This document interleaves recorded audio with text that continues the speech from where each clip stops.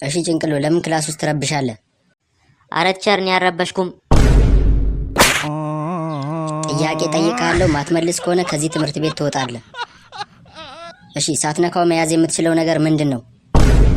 አረ ገና ከመጀመሩ ሊቀጠቅጠኝ ነው። በቃ ሳትነካው መያዝ የምትችለው ነገር? ወይኔ ጉዴ ማን ረብሽ ብሎኝ ነው? ቆይ እሺ ከእናንተ ውስጥ የሚመልስ ሰው አለ? ሳንነካው መያዝ የምንችለው ነገር ምንድን ነው? ሳንነካው መያዝ የምንችለው ነገር ትንፋሻችንን ነው። አንገት ያለው ነገር ግን ጭንቅላት የሌለው ነገር ምንድን ነው? ያው እሱማ ቀላል ነው። የታረደ ዶሮ ነዋ። እንዴ ዶሮ ሲታረድ አንገቱ ብቻ እኮ ነው የሚቀረው።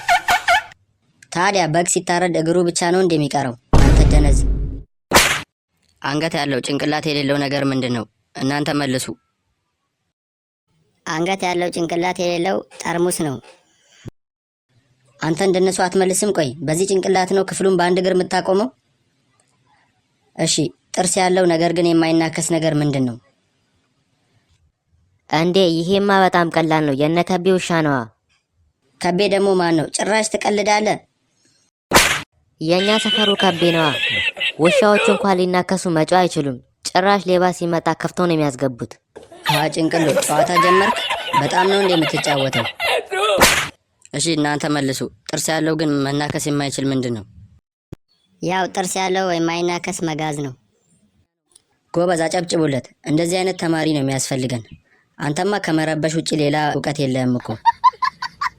እሺ ከነዚህ ውስጥ 2 2 2 4 የሆነው የቱ ነው?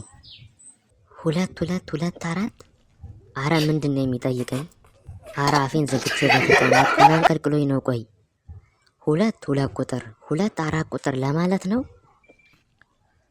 ወይስ 2 2 2 ከዛ መጨረሻ ላይ 4 ቁጥር ነው? አረ ምን ይሻለኛል? ዛሬማ ተበላው።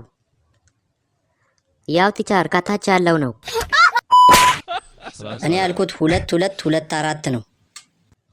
እንዴት ቲቸር ከታች ያለውም እኮ ይሆናል። እሱም 2 2 2 4 ነው በቀጥታ ስናነበው። ዝም በል። እኔ ለማለት የፈለኩት ብዛታቸውን ነው። ታዲያ እኔ ጠንቋይ ቀልባለሁ እንዴ? እንዴት ነው አንተ ያሰብከውን የማውቀው? እሺ 10 አሳ ቢኖርክና 5ቱ ውሃ ውስጥ ቢሰምጡ ስንት አሳ ይቀራል?